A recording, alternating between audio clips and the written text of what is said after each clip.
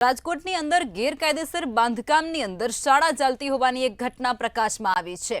સમાચાર રાજકોટથી સામે આવી રહ્યા છે। રાજકોટની અંદર ગેરકાયદેસર બાંધકામમાં શાળા ચલાવવામાં આવે છે। મવડી વિસ્તારમાં ગેરકાયદેસર બાંધકામમાં શાળા છે તેનું સંચાલન કરવામાં આવી રહ્યું છે।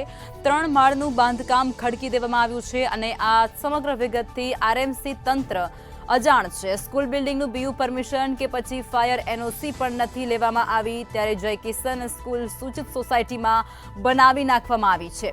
સાગઠિયાના અધિકારીઓએ 2023માં નોટિસ પણ આપી હતી। નોટિસ આપ્યા બાદ કોઈ જ કાર્યવાહી આ સ્થળ પર કરવામાં નથી આવી, આ શાળામાં નથી કરાઈ। ગેરકાયદેસર બાંધકામ હોવાથી નોટિસ પણ ફટકારવામાં આવી હતી। સ્કૂલના સંચાલક લાજવાને બદલે ગાજી રહ્યા છે। આખું મવડી પ્લોટ સૂચિતમાં છે કહી અને પોતાનો લૂલો બચાવ તેમના દ્વારા કરવામાં આવ્યો છે। રાજકીય વગ ધરાવતા હોવાનો દાવો પણ અહીં કરવામાં આવી રહ્યો છે। રાજકોટથી આ મહત્વના સમાચાર, જેમાં રાજકોટમાં ગેરકાયદેસર બાંધકામમાં એક શાળા ચલાવવામાં આવી રહી છે।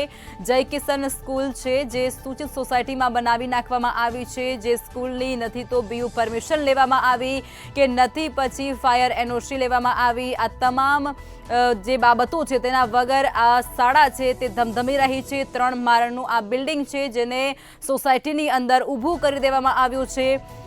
મળતી વિગતો મુજબ સાગઠિયાના અધિકારીઓએ 2023માં આ સ્થળને નોટિસ પણ ફટકારવામાં આવી હતી, ત્યાં કે નોટિસ આપ્યા બાદ પણ નોટિસનો કોઈ પણ યોગ્ય જવાબ પણ આપવામાં નહોતો આવ્યો અને ત્યારબાદ હવે સ્કૂલના સંચાલક લાજવાને બદલે ગાજી રહ્યા છે અને પોતાનો લૂલો બચાવ આ સમગ્ર બાબતમાં કરી રહ્યા છે। આખું મવડી પ્લોટ સૂચિતમાં છે તેવું કહી અને પોતાનો બચાવ કર્યો।